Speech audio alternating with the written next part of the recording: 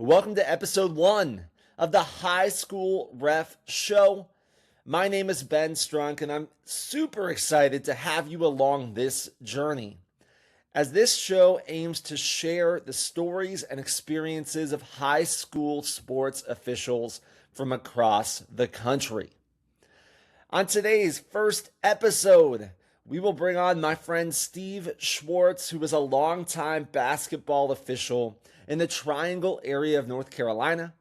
He's also a clinic leader for a lot of years and facilitated the best basketball clinic that I have ever attended, and did that for many years here in Raleigh. And for the last couple years, Steve has been the most outspoken advocate for high school officials in the state of North Carolina. We'll talk about all of those things today. We'll have some fun along the way. But before we get to Steve, it'd be a huge help if you would hit that subscribe button or that follow button, whether you're listening to a podcast version or checking this out on YouTube. And we'd also love to have you as part of the conversation. Leave a comment on the things you agree with, things you don't. Do you have your own stories to share? Do you have thoughts or suggestions on who else that we should bring on an interview for this show? I would love to hear your feedback. But without further ado, let's jump into it.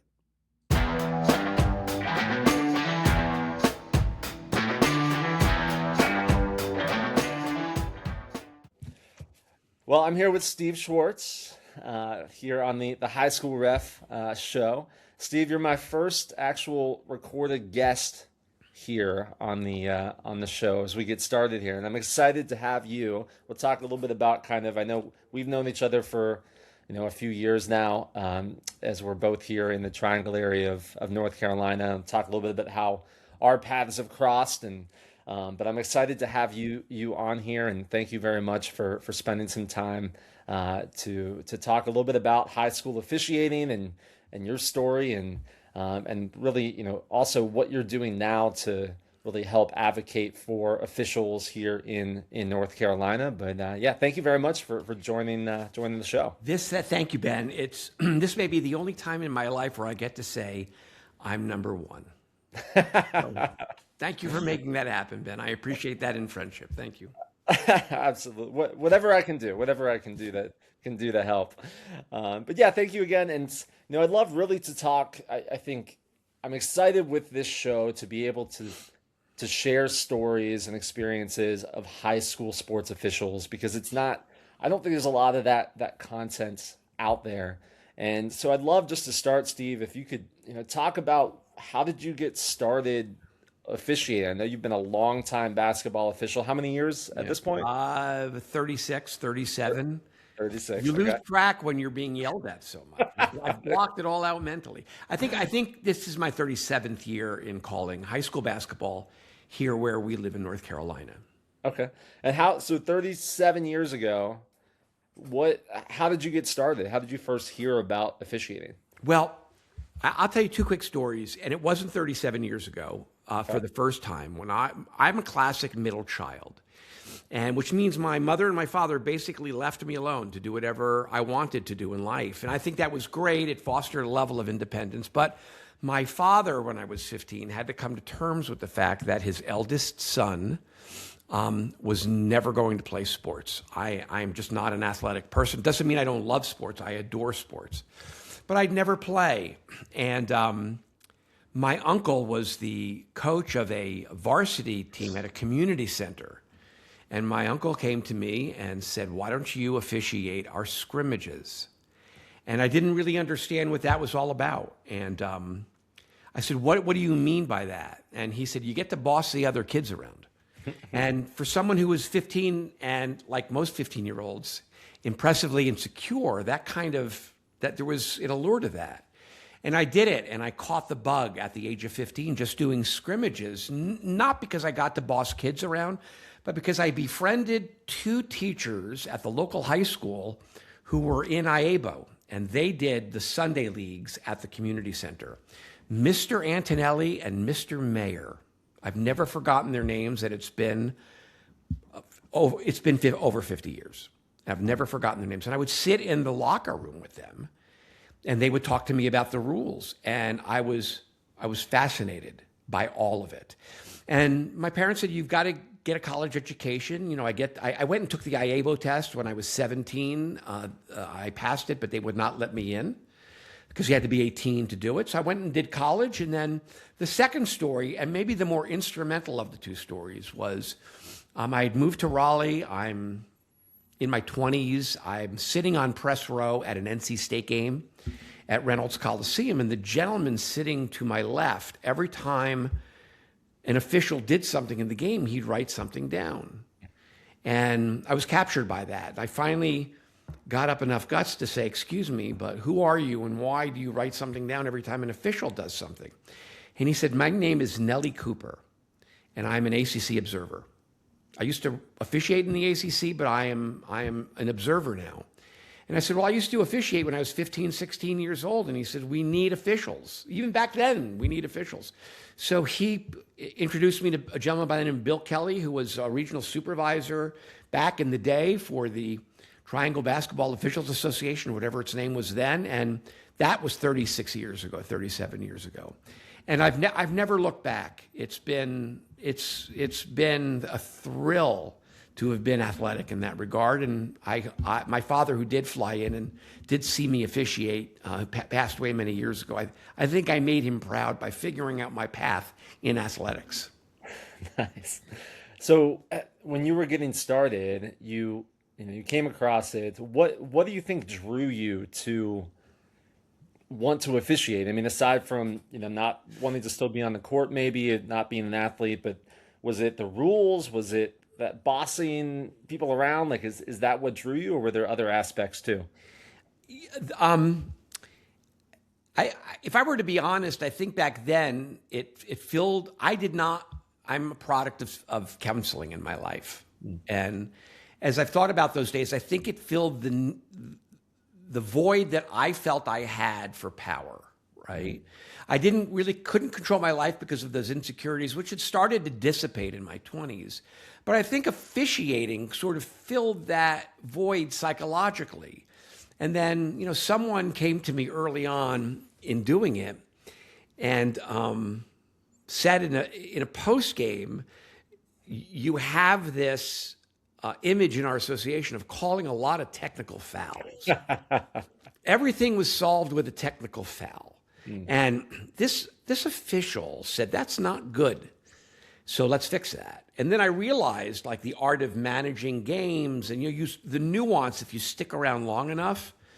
For me, very soon after that, the draw for me are people like you. The draw for me, I've met the most diverse group of people. Some are lawyers, some own their own companies, some are doctors, some are electricians. They all come from a different background, and it's officiating that binds us. And I've met the most interesting people in the world, and I would say that I've made the best friends in the world. So most of those 36 years have been what keeps me coming back I just have a good time with the people I call games with. Do you remember when you were first, onboarding for that first season 36, 37 years ago? Like, what did that look like back then? Was it similar to kind of the training, local clinics and such that we have now? Was that different? Take us through kind of what was that process like? Yeah. It was the herding of cats. It's the same way that it is in North Carolina today, which you went to a certain number of clinics. I went to Cary High School, which is in the area. The clinic leader there was a guy by the name of Leo Pegram. Ran it like it was a division of the armed services.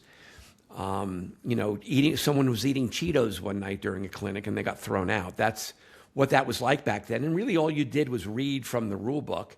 Mm-hmm. And then you had to do, obviously, scrimmages, and you had to have to take the test. And this is back in the day when the younger set, we were so in awe of the elders that we did everything that was asked of us because we just wanted to get games and we wanted to get better games. But the accreditation process really has not evolved over the years. Maybe it should. At some point, someone should look at that. Kind of past my pay grade. But back then it was similar to the way it was now. And when I tried out to get into the association, we went to some gym. I remember where it was, and they put you out on the court, and I was on the court for, in clock time, maybe 2 minutes. That was it. And the following morning at about, you don't know if you made it or not, but it's all you want is to make it, right? And the following morning at about 7:30, my phone rings. I'm at work. My phone rings at work, and it's Bill Kelly. It was the then known as the booking agent. And Steve Schwartz. And I said, hey, Bill, very nervous. I was very nervous. And I said, did I make it? And Bill said, can you really do games starting at 3:30 in the afternoon with your work schedule? Yeah. And I said, yes, I can. And he said, you made it. and that's the story I tell, that I got in, because maybe they saw potential. I'm sure I was awful in those 2 minutes, but I had a schedule and they needed people to be able to call middle school games at that time of day. And so, hard to believe I remember all of that, but it was so instrumental in bringing me to where I am in this avocation.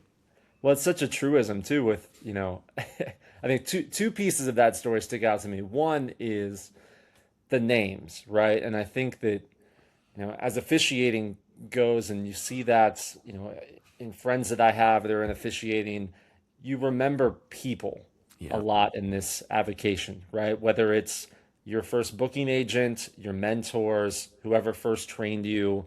So I think it's cool, remembering, Bill Kelly's name, and then even remembering the person you sat next to at Reynolds Coliseum. And, I think that's one of the cool things about what we do is those relationships, right? And they mean so much to us. And then the other one, the truism, is the availability piece. And we know, as you work in officiating, a good availability is one of your best traits, right? As that's what the standards need out of you. I did a game in 2019, and someone had to connect the dots after that was over with. I did a podcast a few weeks ago that in that game in Winston-Salem, North Carolina, it was Myers Park High School in Charlotte against Reynolds High School in Winston-Salem. And in that game was playing for Myers Park was one Drake May, who just, obviously was in the Super Bowl.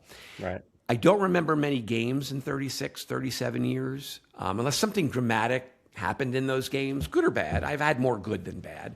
I remember that game like it was yesterday because Drake May was in that game. But I can go back, as I bet you can, I bet any official watching this can do this, that I could go backwards 10, 12, 15 years and someone could mention when you called my game at blank, and I'll remember the crew. Mm-hmm. And I take great pride in that. Yeah. Did you ever, so obviously you've officiated basketball for a long time. Did you ever officiate any other sports? Nope. No, just basketball. Nope. I've been asked, but no, I was, someone once asked if I would do football, but I just really felt my time was precious and it didn't work for me to be that official whose relationship, I respect my relationship. I did not want to be out any more than just November, December, January, and February. It to me did not feel like I could make other parts of my life work if I did that. Yeah. And I think, I think that's one thing that coaches and fans sometimes forget is that, for most of us, officiating is a side hustle, right? It's not a full-time job for us.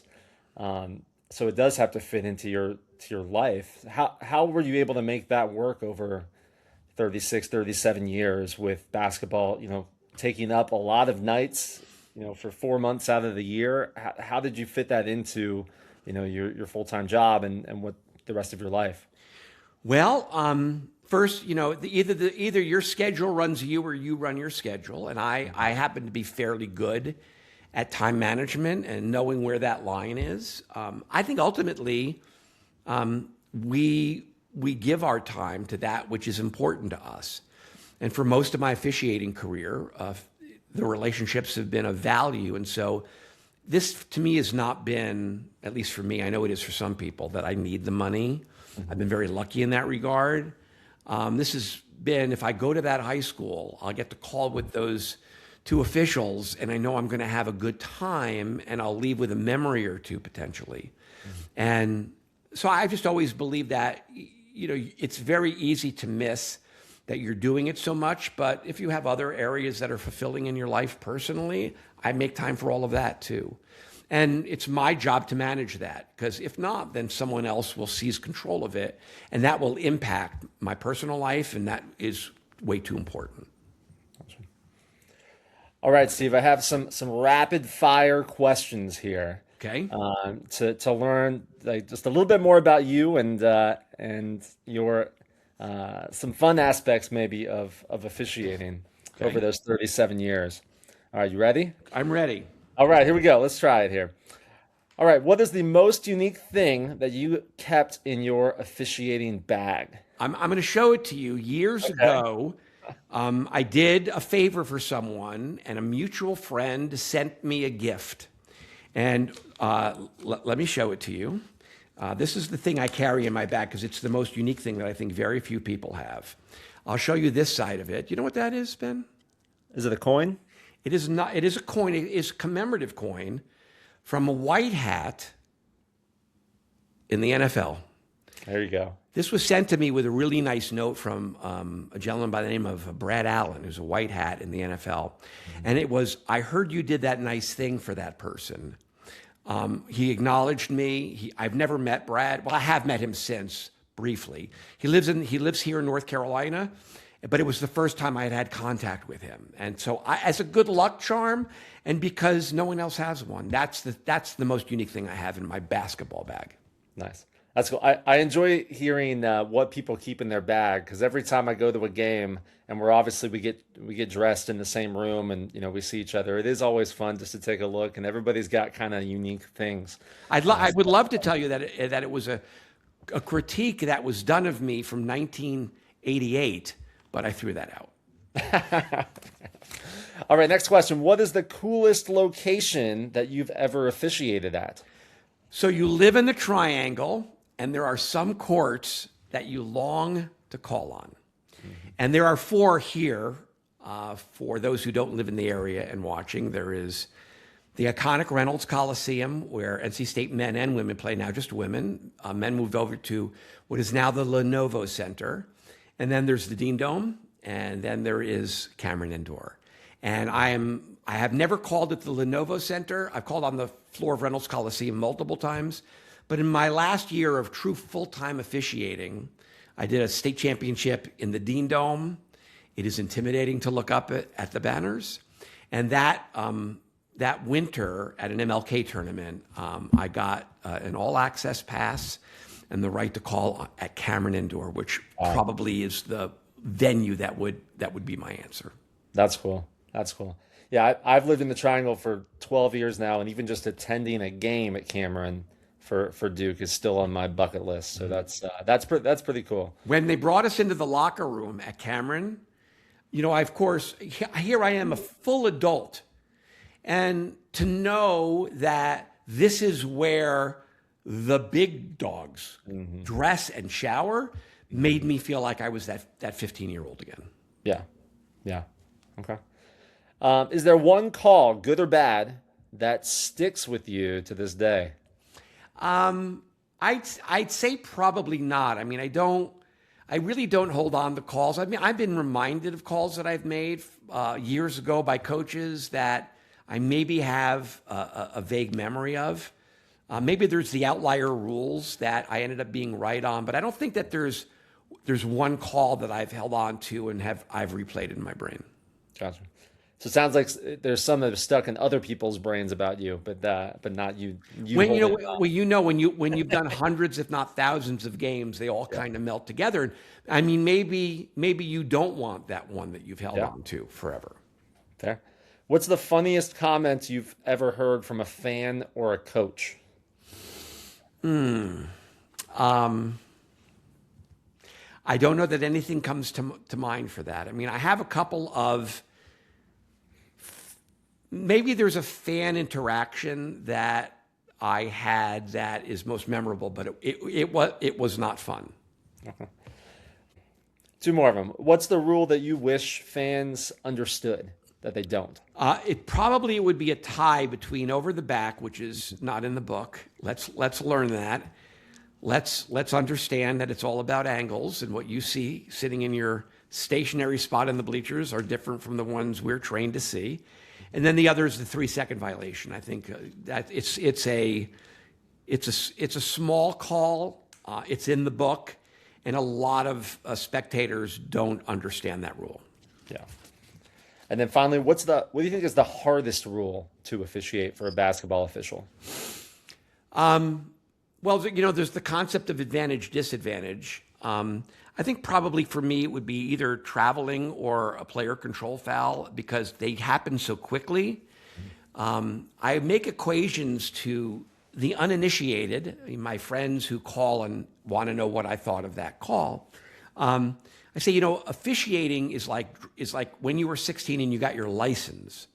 That remember when you were 16 and you had your learner's permit and you would get into the middle of a very busy intersection, wanting to make a left-hand turn, and you were overwhelmed with stimuli, and you processed every microsecond of making that left-hand turn. Yet today, you've made so many of them you don't think about it.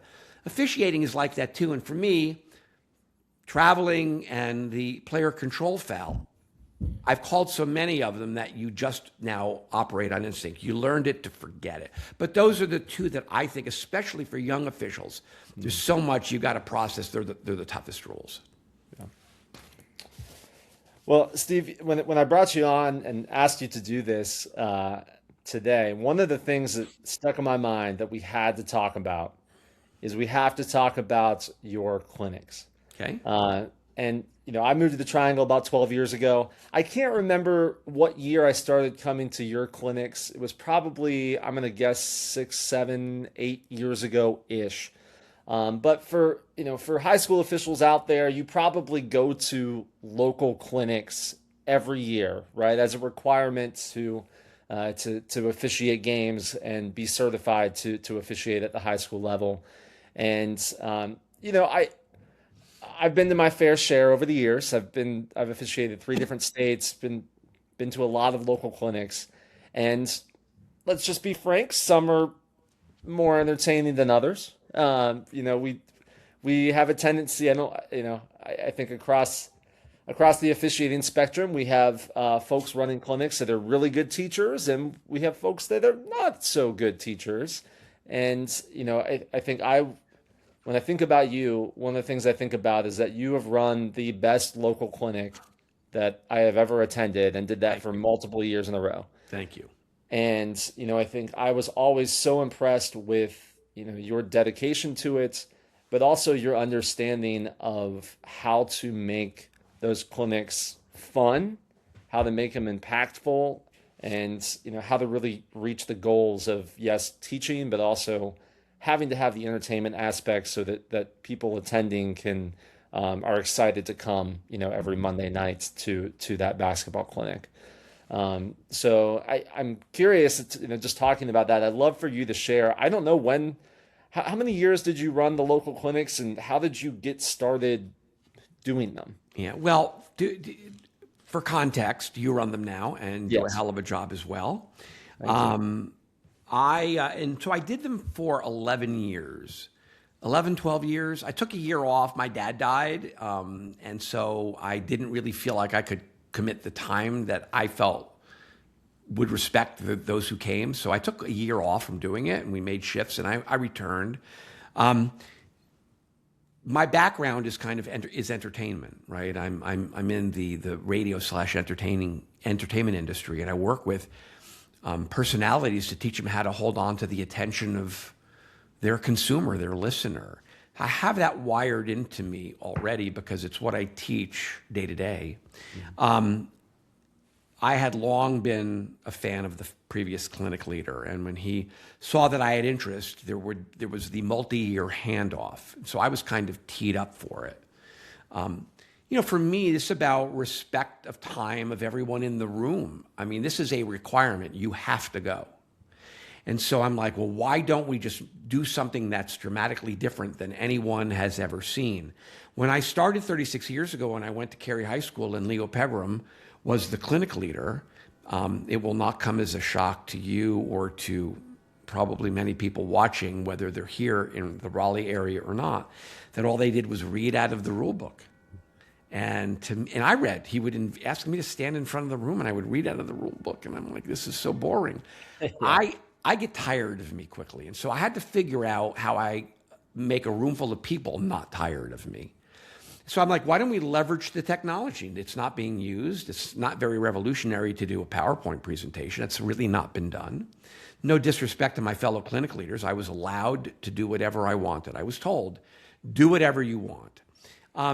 I took some of my officiating money and I bought a bite to eat. I figured, well, if these are starting at 6 o'clock or 6:30 in the evening, I'm compelling people to be away from their families. The least I could do is buy $50 in subs and chips. It's not much, but it's something. Let's do things that are interactive. Let's play fun games to teach the rules. How do we do this in a way that is going to completely redefine how clinics are done? Video wasn't used because no one had projectors, okay? I have a projector. Let's leverage all of that. And then for me over the years, it was like, how do I do this and just keep doing it in a way that's fresh for the people in the room? And then I'd give my stuff to my other clinic leaders. I don't hold a monopoly on how you do this. If they wanted the video, I sent them the video. If they wanted the games, I sent them the games. However, we can teach, because our job is to have an impact on the people who come in the room, so they've learned a thing or two. And when they leave, they think, that was worth my time. I'm happy that I'm doing this. I'm happy that I went there. And the numbers bore out. It over the run of, took a couple of years, but in an association with 225 people, I mean, on a good night, I'd get close to 50 people, which was a statement that this, not only the content was resonating, but how the content was being delivered worked for everyone.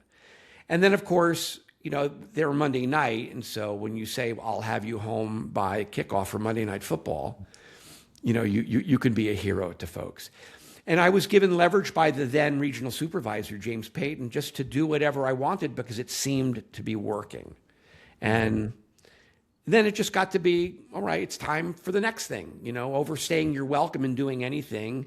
I didn't want people to think not as good as it used to be. So I said, it's time. It's time for me to find the person who could elevate what I started, maybe see that as a challenge. And that's when I sent you a text and said, want to grab coffee? And said, how about next year? Will you do a handoff over the run of a year? And I'm proud to say that the feedback I've gotten, and in attending your clinics, that you have surpassed anything that I ever touched doing. They were fun to do, and I think people had fun. Well, I greatly appreciate that. I definitely do not think they have surpassed, but I appreciate you saying that. With the fun aspect, and I harp on it because I do think it's so important. And so, you were known for playing lots of games in the clinics, right? And they were usually creative games in some way that, had to bring some light to whatever the topic was, right? Whether we're talking about basket interference today or traveling or, RSBQ, whatever it was. Can you talk a little bit about, how did you come up with those throughout your time, and was that something that you enjoyed doing as you were making all those games? So in my day job, I try to be creative for the radio talent that I work with. They're very creative as well. And so some of them are just repurposed radio games. And some, that's just how my brain works. I'm watching this game show on television and a bell rings. And I'm like, that would be a fun game to play. And so I just took them and I'm like, how would I do this in a way that taught the rules in a way that was vicarious to people in the room where they were playing in their brain, and maybe they walk away with a thing or two. I would like to tell you a quick story about the games. Can I do? Yeah. Tell you I don't know if you were there. I don't know if you were there the night we did it. There was a notoriously, incredibly difficult coach here by the name of Eddie Gray, who was the coach at the time at Garner High School. Everyone he hated referees, yelled at referees, berated referees. I was not immune to any of that when I would have Eddie in games. There are pictures of it. And strangely enough, Eddie is an official, but not of basketball. So you would think he would have some level of empathy for us. But when Eddie was coaching, he had no empathy for us. And Eddie retired, and I called Eddie one day and I said, Eddie, would you come to the Millbrook Clinic and talk to the officials?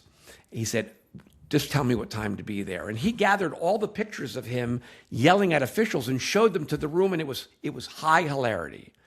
And then for the game that night, I said, Eddie, you have for years tried to convince me you know the rules better than me. Let's go head to head. And I had two people in the clinic write the question, so I couldn't participate in it. And I took Eddie on, and I beat him, that was a badge of honor. I think that there's so many different ways to teach, right? There's guests, and there's reading the rule book, and then there's video, and then the use of PowerPoint, and then there's games. And I just think we have to modernize everything in what we do. I'm just about modernizing everything. If we don't, we'll just be stuck in the old ways, and people will get bored of that, and then we'll lose them in this avocation that has seen awful attrition over the years. And my job is to hold on to you for one more day so you can call ball for this association that I care so deeply about. Do you have any other advice to clinic leaders and ways that they should approach it to really to keep that entertainment aspect? Well, what a great, insightful question. I'm using that for myself for this next year of clinics. Just that's so okay. Well, then here's the advice, right? I think I gave you this advice when we had these conversations, right? About you being the heir apparent. And we kept that kind of quiet until the last clinic, although people are not dumb. They sort of saw all the chess pieces moving on the board. My clinics were a total reflection of my personality. I just wanted the clinics to be Steve's sense of humor, Steve's values, Steve's inquisitiveness, Steve's curiosity. I wanted the clinics to be a representation of who I am as a person. And that's why all of my fellow clinic leaders, you can't take my stuff and do a poor man Steve. You go be you. And so the advice I gave you and that I would give you is you're an interesting, engaged, curious person yourself. Make those clinics a direct reflection of your personality, and you will be seen as the real deal, like maybe I was by some people, and you'll be successful. And that would be the advice for any clinic leader. Yeah. No, I think that's great. And I remember you telling me that and me trying to take that to heart. And I think it is important because, a lot of us come from different backgrounds, and obviously you leveraged your background and what you do for a living, to make them fun and make them creative. And I don't have that same background. So it is figuring out, what strengths that I could bring to it. Not on the court, but in real life, I feel because of what I do for work, that I can tell a good story and I can hold people's attention for a certain period of time. And that was the most paramount thing walking into those clinics, is having people show up on time, engaged, and giving feedback, good and bad, where I could get better for them. This can't be about me. This needed to be about you. And if I do something that resonates with you, then you will show up again next Monday night. When you see my name in a crew, you'll look forward to that, and you'll think good thoughts with the knowledge that I'm not for everyone. I mean, there are people that wouldn't come to my clinics because it just didn't work for them, and I respect that. And of course, there were always snacks. Always snacks. You can't refuse snacks. All right, Steve, I got one more quick game we're going to play here. So this is a game called Whistle or Play On. Okay. So I've got 5, officiating, controversial type of potential topics here.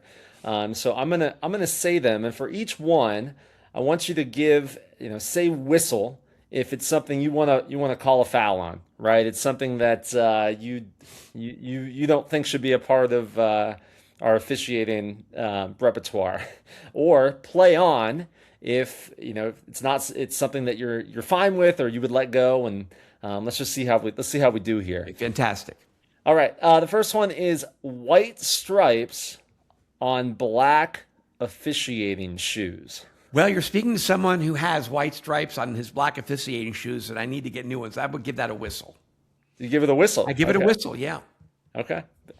So you think it should be all black? All I black. think they should be all black. At the end of the day, how good do you call? But I do think there should be a uniformity, and most officials have all black.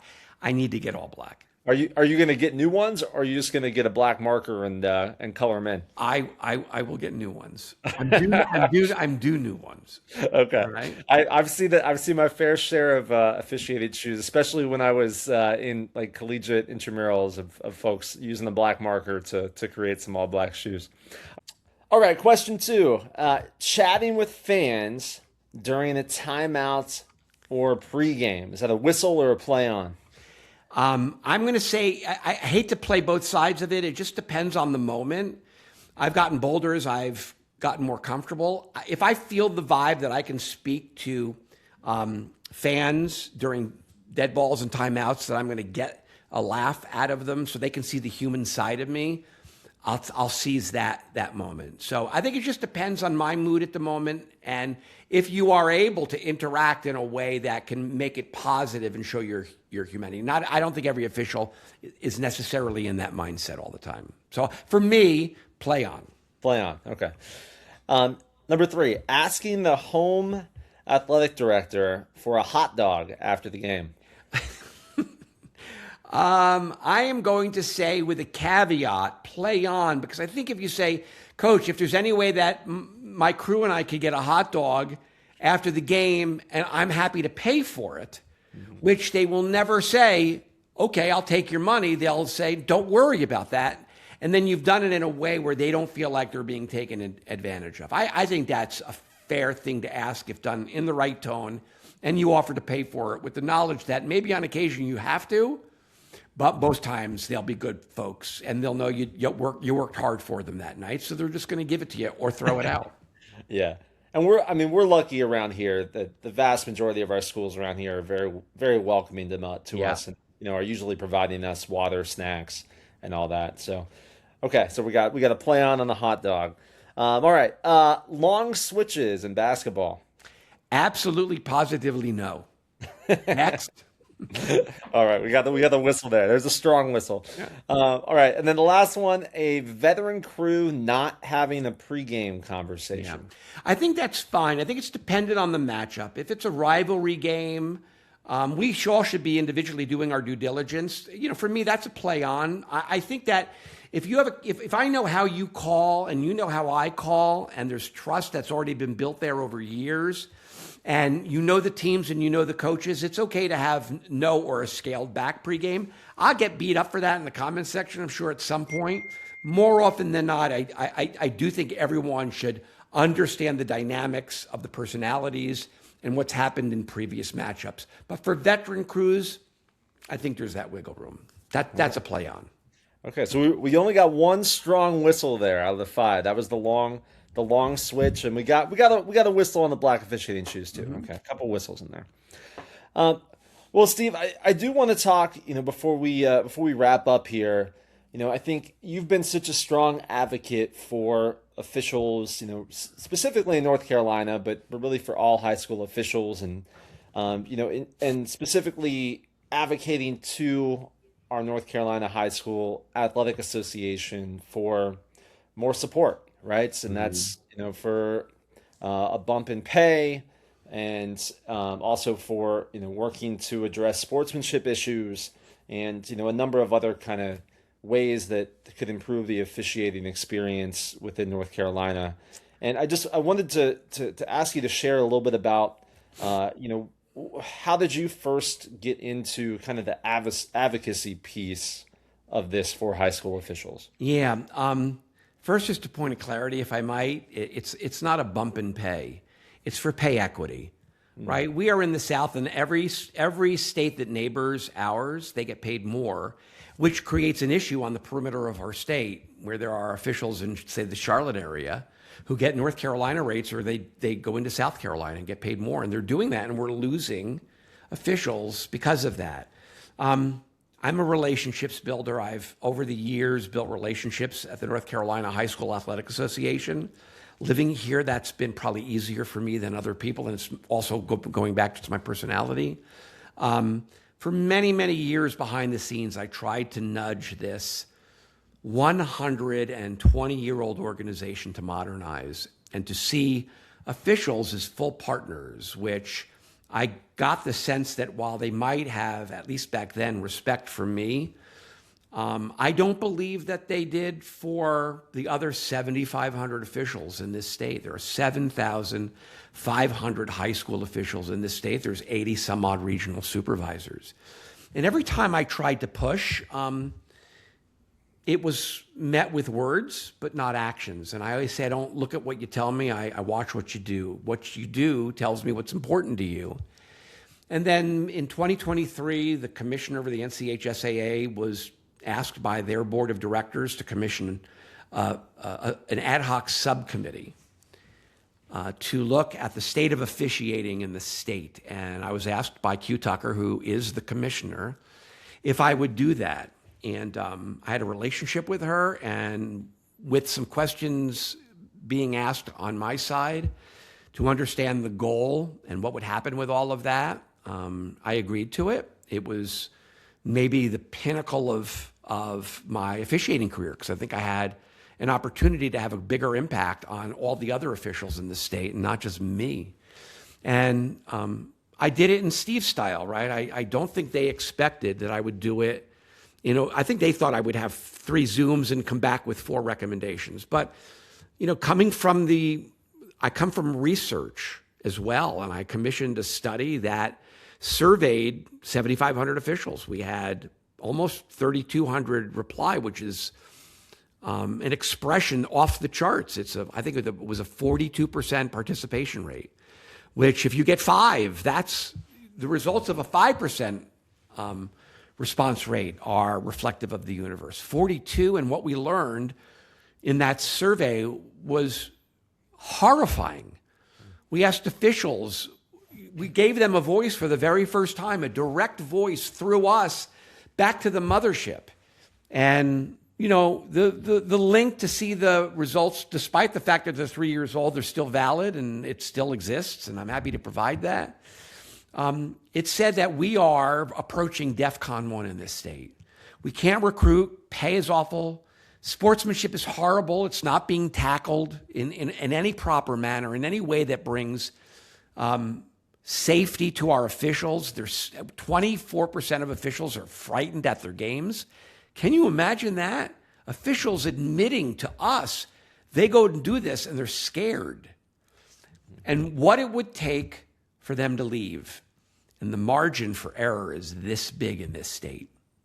And we presented it to the NCHSAA with 11 recommendations, and it's very little was done. We were given a raise, which I'm convinced we were given because there was a threat of a walkout. A walkout that, if I might, I was unaware of until the latter stages of it. And I went to those people and said, calm down, let us finish our job. And then you guys do what you're going to do. And because of the increase, and which came, I think, only because of the threat of the major walkout, they backed off. If all we're going to solve is the money problem, then the problem's going to come back. And the problem is back. 4 years later, there's been no increase, there's been no attention. And what we tried to impress upon Q Tucker and her group and the board of directors is that sportsmanship is a problem. If you don't get it under control, you're going to have a problem. Pay is a problem. If you don't have a strategy to fix it, then you're going to have a problem. You're going to eventually have the problem. And lack of representation, because we don't have a seat on their board. Not that that's the game changer. They just don't hear us. What I have seen over the years is that I've gotten over the years lip service about how valued we are and how important we are to education-based athletics, yet they've not fixed any of the other problems. And that kind of brings us to where we are. And I use this line all the time with my fellow officials and the fairly significant circle that developed from my doing that work.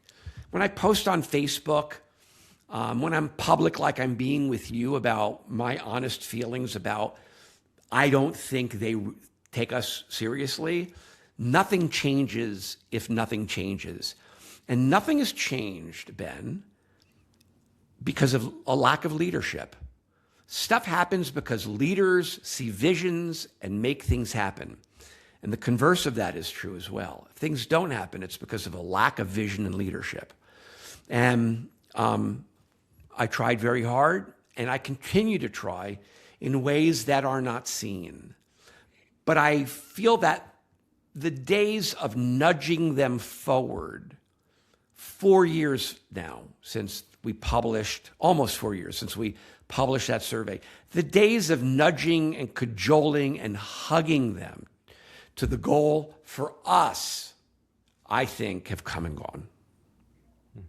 And that makes me incredibly sad, but it has not at all diminished my resolve to, when I finally wrap all of this up, that I've not helped do something large and dramatic where officials are in charge of their destiny, where officials say, we have a unique skill set that we provide to education-based athletics. Here are the terms under which we will provide what you need to do your job. The NCHSAA this year is going to lose $1.5 million. Think about that. An organization that, like many, are stretched financially, but they're going to lose $1.5 million this year. My point would be, you go fix that and let us fix us. And how do we make that happen? Well, my preference has always been to do it in partnership with them. They completely control us now. And we serve and we excel at the whims of their board of directors and their top-level leadership. If they truly had a vision to evolve us, to be modern, I think they would see the fruits of that, and we could fix the challenges that every officiating body have of recruitment and retention and happiness and pay and the sportsmanship issue and representation. We could fix that on our own, but right now that relationship doesn't exist. And that has to, for us to be healthy moving forward, and that frees them to be healthy, to go fix the challenges that they have. But while they're working on that, they ain't working on us, because nothing changes if nothing changes. Can you explain a little bit, because high school officiating associations across the country operate differently in different states. So, if you're listening to this from, a different states, you might not quite understand why, the NCHSAA has so much control over officials. Can you explain that relationship a little further? I don't know if I can. That was all set up prior, or when I came in, they had a regional supervisor system. The regional supervisors, then they were booking agents. The regional supervisors are basically appointed or hired, even though everyone's an independent contractor. We're all cats, by the way. That's part of the problem, is we don't speak with one voice. There's no central voice speaking for officials and regional supervisors. The regional supervisors are independent contractors, but appointed by the NCHSAA. So they control what they make. At their board meeting last year, I saw Q Tucker say they live stream their winter and spring meetings. They have to by law now because they lost control to the government, and that's never good. And I saw Q say, I was not aware that our regional supervisors haven't gotten a raise in 10 years. And I wasn't aware that it's been 4 years since we've given our officials a raise in the state. And I'm like, how do you not know that as the leader? I mean, isn't your job to pay attention to all of the constituencies, of which we are one of the legs of that stool? How that was all set up early on, where the regional supervisors, then booking agents, were appointed and hired, for lack of a better word, by the NCHSAA, and then we send our money to the NCHSAA. They get our money. What do they do with that money? I'm curious. Where does that money go? Why doesn't some of that money come back to us so that we can invest in our health? And these are questions that I've asked multiple times that I have always gotten innocuous, mushy middle answers to. And what I am hearing when this was told to me was, we don't want you to know. And so why be so opaque? And if we were in control of us, if we had a central government, or organization, and we had our own leaders, if we had one voice that spoke positively in partnership with the NCHSAA, none of these would be issues. But you have to have us that want it and can move in that direction. And you have to have an organization that is modern enough in its leadership to see that vision and say, this is best for everyone. We're moving in that. We're going to move in this direction over the next number of years. We're going to have a strategy to fix all of it. And despite the fact that I've asked dozens of times, what's the strategy for pay? What's the strategy to fix sportsmanship? What's the strategy for proper representation? I never get back an answer. And that representation piece is such a challenge and such a roadblock. I think, we have our local associations, right, for high school sports. We pay into a local, basketball association for our region. And that money is used to support the officials within our association in a variety of ways. We don't, to your point, the money that we spend with the state, we don't know how that money is going to support officials. And I think, to your point, it's, that's the frustrating part with the representation. Can you talk a little more about that piece? Like, what would you like to see from a representation standpoint for the officials in North Carolina? Well, I mean, you've got 7,500 officials and 80 some odd regional supervisors, and there's probably inside of that a couple of dozen things that they want. Some fear change and they don't want evolution, and I respect that. Change is very difficult. For me, every recommendation I make is not about me. It's about the person we need. It's about your kids, Ben. When you and your wife have kids, you want your son or your daughter to officiate and carry on your legacy. I'm worried about 12 years. Let's be fair. I would prefer that they play basketball or football and, become a pro athlete and buy me a house someday. But yes, if they can't do the athletic stuff, then they can become an official like I am for that same reason. Come to my grave and tell me how that has worked out for you. I hope that for you too. I hope that for you and your wife, right? I'm worried about 20 years from now, because the trajectory since I've been engaged on the level I have, which is a good 10, 12 years, it's all going in a bad direction. Our survey done in 2022, I said one of our 11 recommendations was you have to do this every year. And married to a strategy to fix it, you'll be able to track if you're fixing it.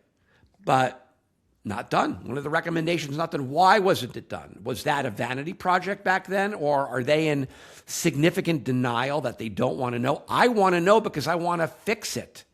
Not for me. My time is come and gone. Yours is not. And the next generation we need really, really bad. So the structure right now is going to take officials to say, this person's going to speak for us, and we have enough support from the regional supervisors and the officials, and we have the resources behind that to put a strategy together to engage the NCHSAA in a way where they understand that has to happen whether they like it or not, because of their lack of attention to it. Had they paid attention to it, had the commissioner paid attention to it, had Q Tucker taken it seriously, in my opinion, we wouldn't be here, but we are. So we have to deal with what reality is. And that's what I want to do right now. I'm curious, obviously you've been, probably the most outspoken person for officials in North Carolina.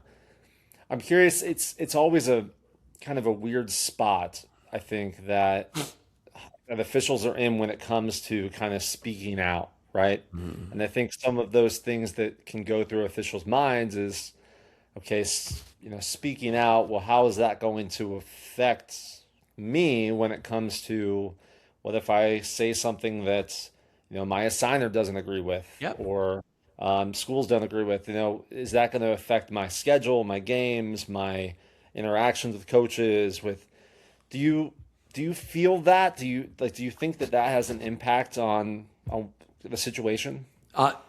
Impact on me or on other people? Maybe probably not on you at this That's point, on but me. on others. Yeah, absolutely. That's a concern that I would assume people have, right? But the future belongs to the bold. And for me, at least, I only speak for me, and I will never coerce someone to do this who's uncomfortable for any reason. It's not doing advocacy work and being as bold and loud as I am, naming names, saying it's a lack of leadership. I mean, what do I have to lose? What are they going to tell me? You can't officiate in Raleigh any longer? They're not going to tell me that. Raleigh needs officials, right? But for some, that would be a fear. And I'll respect that. Find me a couple of people who understand that if you're going to have an impact, you're going to need to speak up. I come from that. That's my mother. I mean, I've become my mother. My mother was always, my mother didn't take it lying down. My mother was loud, and you knew she was in the room. And when she was alive, she used to say to me, don't ever leave a room without them knowing you were in it. And sometimes that's being in the room and saying nothing but having a presence. And I think I've learned that better. But I've tried through conventional methods. It doesn't work. Find me a few other people who will back this with resources. And I can see potentially getting even louder over the next few years. Because officials, men and women, old and young, new and tenured, in the western part of the state and in the eastern part of the state, football, soccer, wrestling, basketball, swimming, any kind of official, the new flag football officials, you're my people. And I want to do right by you. And at the end of my life, I don't want to be the guy that got the call on the floor of Cameron Indoor. I want to be the guy who fought for all of us to bring us pay equity, to have on some level help the NCHSEA fix the sportsmanship issue, which I don't see any movement on their part. It's all words to me. Who gave us representation, who gave us the opportunity for us to control our destiny, for us and generations after us. Find me a few of those people, give me those resources, and I continue to fight. Well, I know I greatly appreciate your willingness to speak up and the advocacy piece, because I think it is rare. It is rare today to have that, someone be bold enough to speak out. So again, thank you for everything that you're doing for pushing the envelope for us in North Carolina. So yeah, I am curious before we hit the wrap up, is there one, so there were 11 points on the recommendation list that came after the survey and through the committee. Is there one of those that stands out to you as this is maybe the most important? And if so, what was that recommendation, and where does that one thing need to go? Right. The answer to that is yes. It's not about pay, and it's not about sportsmanship, and it's not about representation. It's about people, officials included, want nothing more than to be seen and to feel valued. And there have been some emails that have come out of the NCHSAA of, we appreciate you so much. And what most officials don't know is I have begged and pleaded for those to be sent, and they finally have maybe just gotten so tired of getting those private emails from me that they do it to make me stop sending them. I'm a relationships builder. And true, some of the work I've done in advocacy has harmed some relationships that were once vibrant and very fulfilling, and that's sad, but not my decision. Of all the 11 recommendations, the one that is more apparent than any other is see us and value us, build a relationship with us in a way where that is ongoing, authentic, and believable. And none of those markers, none of them have even come close to being reached. They happen sporadically when they've been begged that the rest of the state doesn't know about. And that tells me all I need to know about the leadership and their vision and their interest and their passion for those of us who help them do what they do. Nothing changes if nothing changes. Build relationships into our group and communicate with us. I'm a high communicator. I don't lie and I don't hide shit. Pardon me. I don't hide anything. I'm not a liar. It's not how I was raised. If you ask me a direct question, I'm going to give you a direct answer, believing that that's what you want and you're mature enough to hear it. I'll shoot you straight. But they're hired by the schools.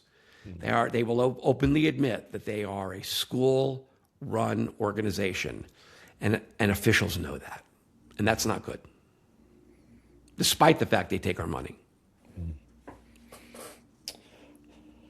Yeah, I know we have a long way to go, for sure. Yeah. All right, well, Steve, I know we're hitting kind of our end time here, but thank you so much. This has been awesome. I'm definitely going to have you back to in the future. You've already been committed, just so you know. You were just committed to talking, especially about as we hopefully see some movements on some of these topics for officials in North Carolina. But before we wrap up, I did just want to kind of turn it back positive a little bit. You've officiated for 36, 37 years as a high school official. You've done that with, not having pay equity in North Carolina, overcoming poor sportsmanship, and, all of these things we just talked about. You've continued to officiate over the years. What made you keep showing up on a yearly basis? Yeah. On a nightly basis? A simple answer, the P word, it's the people, right? The officials I've developed a relationship with, a friendship with, not all of us get along. That's just the nature of numbers, but almost everyone. I love them, and I'll fight for them. And if their house burned down, they'd be living in my house. And with the number of years and the advocacy work that I've done, might come as a shock the number of coaches and athletic directors who've and even some board members who've privately reached out to me to tell me they are supportive of what we do. They are appreciative of any movement that I make and people in my small little circle. It's always going to be about the people. It'll never not be about the people for me. Is there any advice you give to new officials getting started or veteran officials that are still out there calling? Yeah. Find mentors, and every day try to make it better for everyone else before yourself. Okay. And then I kind of look at this as,